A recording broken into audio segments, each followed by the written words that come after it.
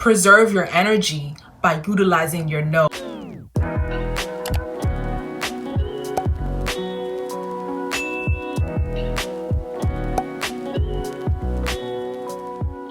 Hello, Eagle Diana here. Welcome back to EGO Initiative, where we create self-care systems to help us live our best lives and support our communities without sacrificing our health. Happy Wellness Wednesday, you all. I hope that you are having a beautiful day and week so far. As you can see, we are back to the old setup. I would love your feedback. If this is too distracting for you with the stuff in the background, just let me know. I'd love for this to be a space where you're not distracted and you're able to receive the information that I'm here to provide. So let me know in the comments below if you like this old setup. In today's Wellness Wednesday chat, I'm going to be talking about how to balance work and self-care. So we always hear folks talk about work-life balance. I think it is absolutely a myth. It's not possible to quote unquote balance things out, but I'm here to provide an alternative to that idea of balancing things, as well as talk a little bit more about self-care systems. Systems are essentially just a combination of different moving parts that move a process along. In talking about self-care systems, it's really just the different self-care practices, ideologies, the tips, and the actual tools that you can piece together in different scenarios to help you in your wellness journey, to help you fill up your proverbial cups. Doing them on a regular basis makes it a part of your self-care system. I want to dispel the idea that you can quote unquote balance things out. There is something that is always going to be put on the back burner. However, don't let that be your self-care. In fact, your self-care practices should be the thing that helps you focus on certain parts of your life at a particular time, helps you focus in so that you can be your best self in those areas. Especially in this new season, folks who are students who are going back to school, for moms who have kids that are back to school now and doing distance learning. Everything looks a little bit different for all of us right now, even if you've been doing this for a while. And so I wanted to share some insight and some tips that'll help you in your work, whatever your work looks like in this season. The idea that balance is a myth is not new, obviously. It's been borrowed, it's been recycled, but the best alternative that I've heard of was from listening to a podcast. This guest mentioned the idea that they break down their life into portfolios, and so that it's not so much balancing everything, but seeing that everything has a different portfolio, and sometimes you are working on particular portfolios at a time, and each of those portfolios obviously are at different percentages. My work at this time could be at a percentage of 80, while my relationships could be a percentage of 20. And that's not to say that one is more or less than the other, but it's just your level of focus or attention that you're paying to those aspects of your life. And so once you look at your life in portfolios, not really thinking about balancing things out, but what you are focusing on at a time. And when I say that balance is a myth when it comes to work and self-care, is that self-care isn't something that you need to just do here and there, or need to do when you're feeling depleted, because it'll just be a vicious cycle of you burning out and then trying to get back to your quote unquote normal. However, if you use self-care to support your different portfolios, then you are able to stay focused, rest when you need to, be clear on what your priorities are. Essentially, self-care helps you remain at 100%, so that even if you're focusing on different portfolios at different capacities, you're still at your 100% and you're not depleted. And if you ever find yourself depleted, then you're able to tap into your self-care resources and get you back up to where you need to be. Now, I want to share with you all some self-care tips and strategies that support me with my work, and hopefully you can utilize these. I'm going to categorize them into general concepts that you can think about with your work, and then plug in what works best for you. So the first tip I want to share is to listen to your body. I have a slogan.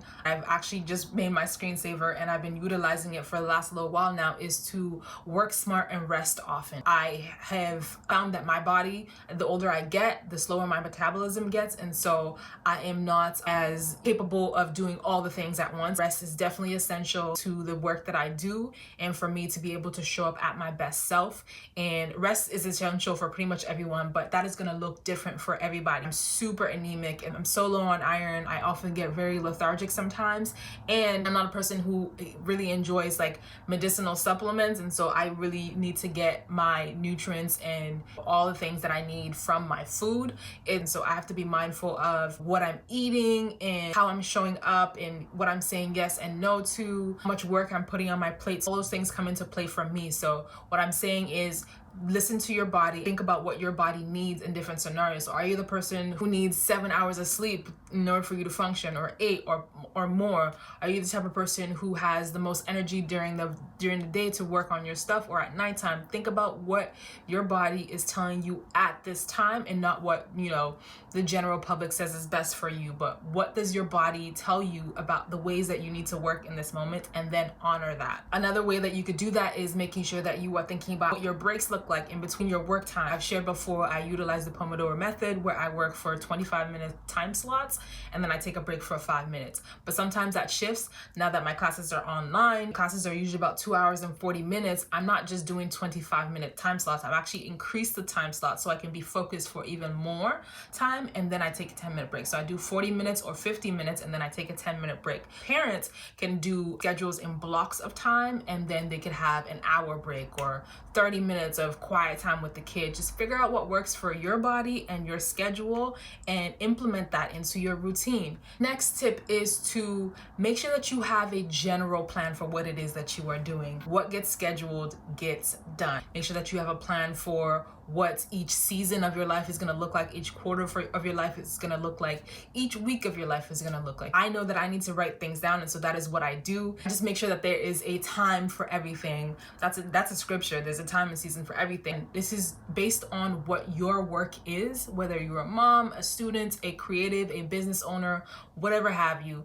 Just make sure that you have a plan for the work that you are doing, but also the self-care that's going to support the work that you are doing. A self-care tool for me in pretty much any season of my life is making sure that I schedule things. Next tip is kind of in line with the previous one, which is to schedule your self-care first so that it can support the work that you do. You have to know what your work is, obviously, to begin with. When you're doing your day-to-day or your weekly schedule, you are plugging in what the self-care is going to look like in that particular moment. So for instance, if I am starting a project coming up for me in school, I would plug in for self-care in those moments is making sure that I'm able to effectively communicate my boundaries with my group. Make sure to schedule what my breaks are going to look like. I schedule some time in to think about what my actual goal for this project is. What will I do to celebrate when I'm done this project? So things of that nature, thinking about what your work is and what are the self-care tools that's going to support your work in that moment. Fourth step is to decide what is important for you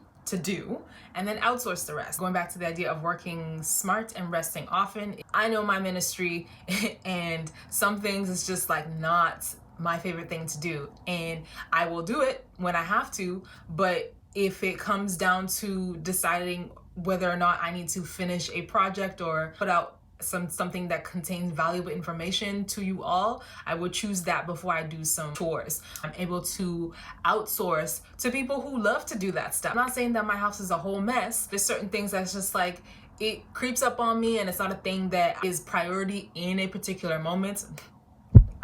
I want to reiterate, I don't keep a dirty house, especially for moms who have multiple children, who have a big house. Make sure that you are outsourcing things that are not eating up your time. You can get your time back, but the value that you offer to people, it can always be multiplied and utilized. When you do things for your business, you are going to get a return on your investment for that. When you spend too much time on things that are actually not sustaining you or not critically important in that moment, you can't get that time back. So it's better to outsource the things that other people love doing, are able to support you in that moment. So think about what's important. That cleaning is just an example, but there's so many other things that we spend so much time on when we could be doing the things that actually fulfill us and the things that are important to our work. So whether that work looks like spending more time with your children, spending more time with your spouse, spending more time in your business, spending more time with yourself. Last tip is to utilize your no. There's so many ways that you can say no without actually saying the word no if you're a person who's kind of nervous about saying no, but really practice saying no. I'm saying this mostly to myself. I'm very goal oriented, I'm very project task oriented, so I like to have things that I'm doing next. I have to be mindful not to say yes to everything. I have to be mindful not to say yes to everybody wanting a piece of my time and energy. That is really a conversation about boundaries. What are your boundaries? Are you crossing your own boundaries by allowing people to have too much access to you? Preserve your energy, by utilizing your no and really communicating your boundaries. And when people do cross them, having a conversation with yourself about whether or not you need to re-communicate your boundaries. Maybe you weren't clear to begin with, or